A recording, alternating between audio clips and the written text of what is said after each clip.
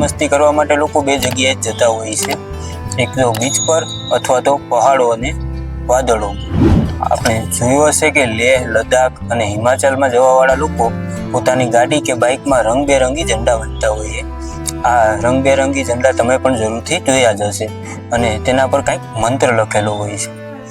આ સતરંગી ઝંડા લેહ, લદ્દાખ, તિબેટ, ભૂતાન, નેપાળ વગેરે જગ્યાએ વધારે જોવા મળે છે.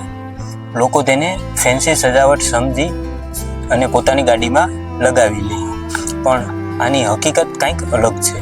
શું તમે જાણો છો આનું મહત્વ? શું તમે જાણો છો કે આ તમારી ગાડીમાં લગાવેલા શોપીસ નથી? હાલો, આજે હું તમને આ ઝંડાનું મહત્વ સમજાવું.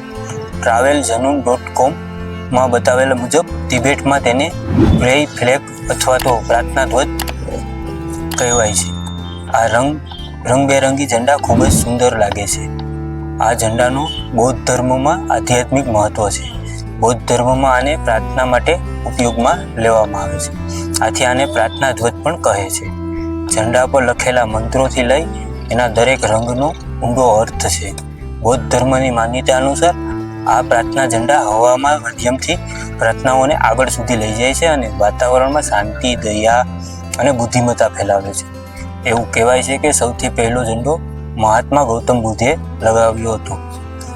માનવામાં આવે છે કે ઝંડા ઉપર લખેલી પ્રાર્થના હવાના માધ્યમથી વિશ્વ શાંતિ ફેલાવે છે. આ ઝંડા લાલ, વાદળી, પીળા, સફેદ, લીલા રંગના હોય છે, જેમાંથી લાલ રંગ છે એ અગ્નિનું પ્રતીક છે, વાદળી અને સફેદ રંગ છે એ હવાનું પ્રતીક છે, પીળો રંગ છે એ પૃથ્વીનું પ્રતીક છે, લીલો રંગ છે એ પાણીનું પ્રતીક છે. આ ઝંડા ઉત્તર, દક્ષિણ, પૂર્વ, પશ્ચિમ અને કેન્દ્ર દિશામાં પ્રતિષ્ઠિત છે. આ ઝંડા પર સંસ્કૃતમાં એક મંત્ર લખેલો હોય છે. ઓમ મની આપદો હોય છે. આમાં ઓમનો મતલબ શાંતનાશ થાય છે, મનીનો અર્થ રત્ન થાય છે, આપદાનો મતલબ કમળ થાય છે, ઉનો મતલબ જ્ઞાનની ભાવના થાય છે. લોકોનું માનવું છે કે આ મંત્રનો જાપ કરવાથી માણસના બધા ખતરાઓ પર સુરક્ષા મળે છે.